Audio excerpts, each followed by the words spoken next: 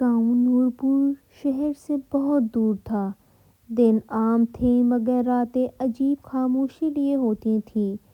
گاؤں کے مشرقی کنارے پر ایک پرانا ٹوٹا پھوٹا مکان تھا جسے لوگ خاموش مکان کہتے تھے۔ کہا جاتا تھا کہ مغرب کے بعد جو بھی اس کے قریب گیا وہ خوف کے بغیر واپس نہیں آیا۔ کئی سال پہلے وہاں حاجی کریم بخش رہتا تھا جو پابند نماز تھا۔ ایک فجر کی اذان کے وقت اس مکان سے ایسی چیخیں آئیں کہ پورا گاؤں جاگ اٹھا۔ اس کے بعد وہ مکان ہمیشہ کے لیے بند ہو گیا۔ کئی برس بعد شہر سے ایک نوجوان استاد اسلم گاؤں آیا۔ رہائش نہ ملنے پر اس نے وہی پرانا مکان کرائے پہ لے لیا۔ لوگوں نے منع کیا مگر اسلم نے کہا کہ وہ وہم پر یقین نہیں رکھتا۔ مکان میں داخل ہوتے ہی ٹھنڈک محسوس ہوئی، حالانکہ گرمی کا موسم تھا۔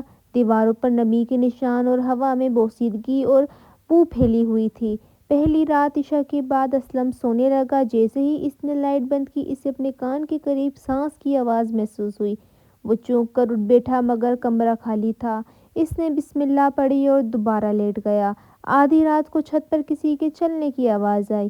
اسلم نے آہستہ سے اعوذ باللہ من الشیطان الرجیم پڑھا، آواز فوراً رک گئی۔ دوسری رات اسلم قرآن کی تلاوت کر رہا تھا۔ الٹین کی روشنی دیوار پر عجیب سائے بنا رہی تھی۔ اچانک ایک سایہ ابھرا جو انسانی نہیں لگتا تھا، لمبے ہاتھ، مڑی ہوئی گردن اور آنکھوں کی جگہ اندھیرا۔ اسلم نے اونچی آواز میں آیت الکرسی پڑھنی شروع کی۔ لائٹیں بجھ گئیں اور ایک دردناک چیخ گونج اٹھی۔ تیسری رات 12 بجے ایک بھاری آواز سنائی دی، یہ جگہ ہماری ہے، یہاں اللہ کا نام نہ لو۔ اسلم کا جسم سرد پڑ گیا مگر اس کا ایمان مضبوط تھا۔ اس نے کہا یہ زمین اللہ کی ہے اور میں اسی کا نام لوں گا۔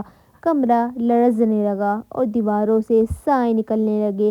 ایک آواز آئی، فجر کی اذان مت دینا۔ فجر کا وقت ہو چکا تھا۔ اسلم نے ڈرتے ہوئے وضو کیا۔ کمرے میں شدید ٹھنڈ بڑھ گئی۔ اس نے اذان کے الفاظ کہے، اللہ اکبر، اللہ اکبر۔ اچانک زوردار چیخیں سنائی دیں۔ دیواروں پر سائے ایسے جلنے لگے جیسے آگ لگ گئی ہو۔ ایک آواز چیخی، ہم اس جگہ نہیں رہ سکتے جہاں اذان دی جاتی ہے۔ اذان مکمل ہوئی تو خاموشی چھا گئی۔ دن چڑھا تو مکان بالکل عام لگ رہا تھا۔